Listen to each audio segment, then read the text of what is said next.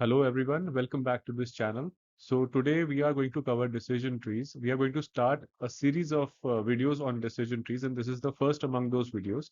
And this is intended as a very simplified introduction to the concept of decision trees. How do they work?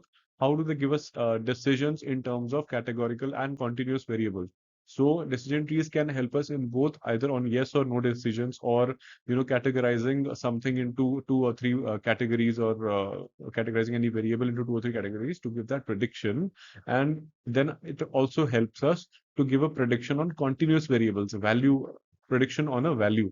So how do these decision trees work? What is the basic anatomy? How do they help us reach that decision? It will be covered in this slide. And then we will dig deeper into the how the calculations work, what is the underlying mathematics, and how that tree is formed using those calculations. So this explanation will cover the top four concepts here. What is a decision tree? What does it do? What are the types of decision tree, and how the tree moves towards a decision? So let's start with what is a decision tree. So just starting with the anatomy of a decision tree, it is analogous to an inverted tree. So it starts off with the root node right here, like root node of the, like the root of this tree. Then it moves to the branches or the intermediate nodes or the interior nodes, which are analogous to the branches of a tree, and then finally the leaf nodes or the leaves of a tree. So right here, we start off with the root node, the topmost decision, then the internal, and then the leaf node. This is how a decision tree looks like. Now, this process of dividing that particular yes or no decision into the two categories, or it could be a yes or no, it could be cool or warm, it could be anything of two.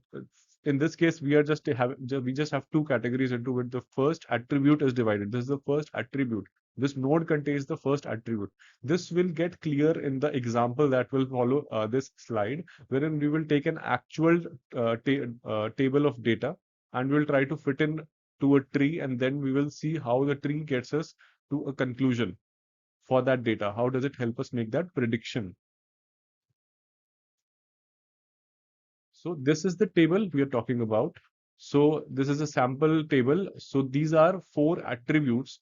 So just to explain this table, this is a data running for 14 days. It has four categorical variables or four categorical attributes: 1, 2, 3, and 4. Attribute 1 is outlook, attribute 2 is temperature, 3 is humidity, 4 is wind. And this is the outcome. So look at it in a way that whether a parent has allowed her child to go outside and play or not, depending on what is the weather outside. So basis this is the existing data. So let's say that we have collected a data of 14 days, looking at different parameters of weather and whether the child was allowed to go and play outside. And then using this data, we form a model or a decision tree which will help us make prediction that if we have a new data coming in, say it's an overcast condition, it is cool, but humidity is high and the wind is weak, will that child be allowed to play or not? We are trying to predict that. So we will get that prediction by using the existing data and see how each attribute affects the final decision. And this is what a decision tree is doing. So in this case, all these four attributes are categorical. We could have continuous variable also, which could have a value in it. And then that will be covered in the next presentation also, that how different decision trees take care of different kind of variables, different kind of attributes. So this example pertains to the categorical variable. So this is the decision we are talking about, play or no play. So we have multiple ways which we can start that decision tree, that root node that we talk about at the top. So whether we look at attribute 1, say outlook, which is sunny, overcast, or rain, and then probably see is it hot or medium outside, it is humid or not humid, it is windy or not windy. So what would be the starting point? So this is the key decision that first a decision tree has to make. So decision tree, as the name says, is nothing but a series of decisions which will help us create a model which will help us predict an outcome. So now we have to select which attribute is most decisive. Where do we start? What is the starting point which will give us the shortest way towards a decision? This is what our aim is. We are trying to find out the shortest or the best way towards a decision. So if we consider attribute as a starting point, as a root node, let's say O, Outlook, and then we can move towards then we can take any of the three attributes, temperature, humidity, or wind. So it could be temperature, it could be humidity, or it could be wind. So just for the sake of explanation, we started off at attribute 1, followed by either temperature or humidity or wind conditions. Similarly, we could also have attribute 2 as a starting point, temperature. So if it is cool outside, that gives us more chance that a child would be allowed to play outside. So even that might be a good way to start that decision tree. And how that now the decision tree, now we have to make a decision. This algorithm has to make a decision what would be the best starting point. As again, this attribute 2 could be a starting point followed by either of these two, either of these three: outlook, humidity, and windy conditions. And likewise for attribute 3 and attribute 4, any one of these four could be a starting point to get the root node. So how does that algorithm, how does decision tree decide that what will be the starting or the root node? So as I said in the previous slide, let's say as an example, this is attribute 1, this is 2, and this is attribute 3.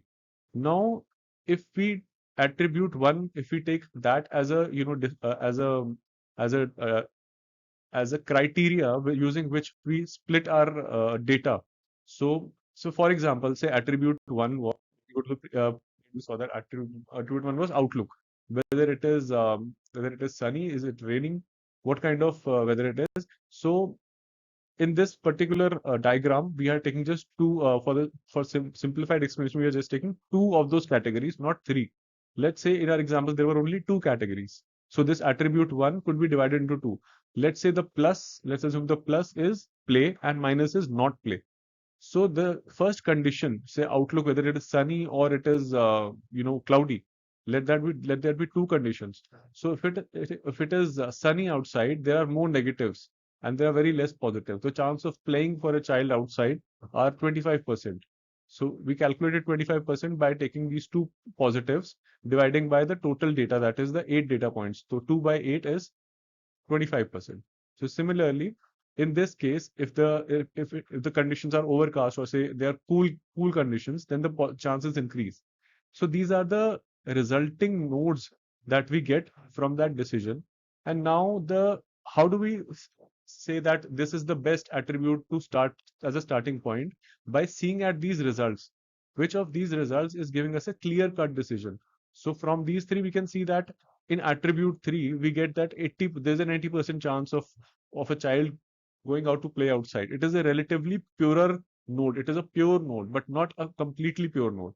So a pure node would be when 100% of the data would be of a child. If that 100% if this percentage of plus or even minus would be 100%, that would be a pure node, and that would give us a clean decision, and that would give us a point at which we can stop that finally that tree is giving us a decision. So now this algorithm decision tree uses these metrics: entropy, information gain, and Gini coefficient. These three metrics are used to understand that what is the best split where we can begin, and then thereafter we can recursively go on making more splits to get that final decision in the shortest possible way. So again, taking forward that example, so let's assume we calculated, we took either of these three matrices, either of these three metrics that we discussed in the previous slide as the criteria, and then we got this kind of a decision tree. We are just looking at a part of it. So when the outlook is sunny, we saw you let that the parameters that we calculated, those parameters showed us that the outlook will be the best first split to start with, giving us a broader division of the data between yes and no, yeses and nos.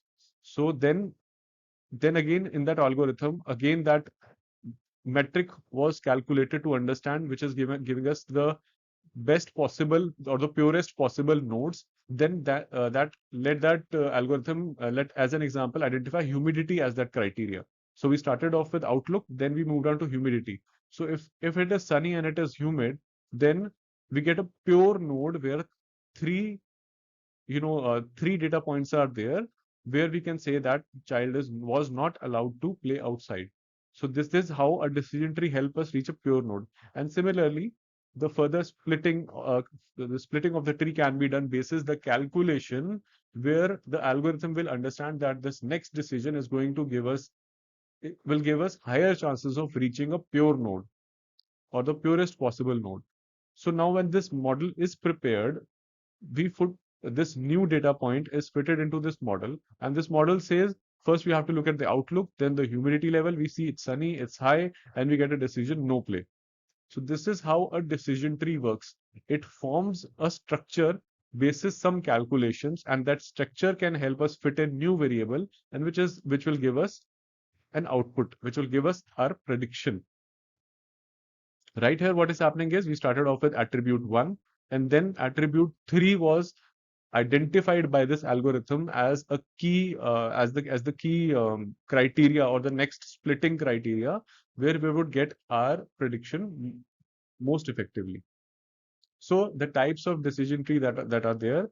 So now we get a glimpse of what will be covered in the upcoming slides also. So this was a classification tree which we saw, which it classified categorical variables. There are also regression trees which treat continuous variables.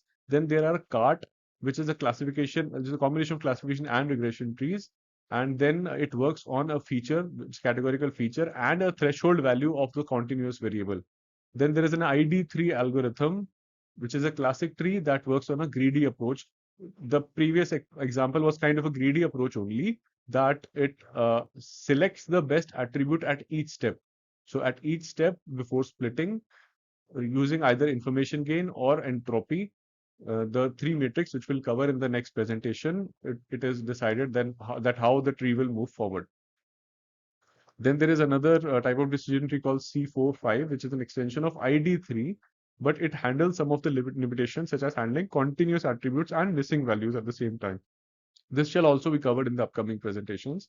Then there is chi-square automatic interaction detection method that is used for categorical variables, which makes use of chi-square test. This will also be covered in this series. Then there are random forest, which is an ensemble model, which ensemble means a combination of multiple trees. So a forest is made up of trees. When we combine, we get an ensemble of trees, we get an ensemble model, and random forest is one of those ensemble models, which has multiple decision trees. And then there are gradient boosted trees, which is another ensemble learning technique that builds trees sequentially. So it uses the concept of weak learners from which it learns, and then give us a better step forward into that final decision. So this is what is coming up next. In the next explanation, we will see how a tree is constructed using these matrix information gain, entropy, gene impurity, or a chi-square test. How we can handle continuous and categorical variables, missing variables. How we tune the hyperparameters, or how we tune the trees in a way that we don't get overfitted or underfitted models. And then what are the evaluation metrics of these trees, and then as said in the previous slide, ensemble models will also be covered. So thank you very much for watching.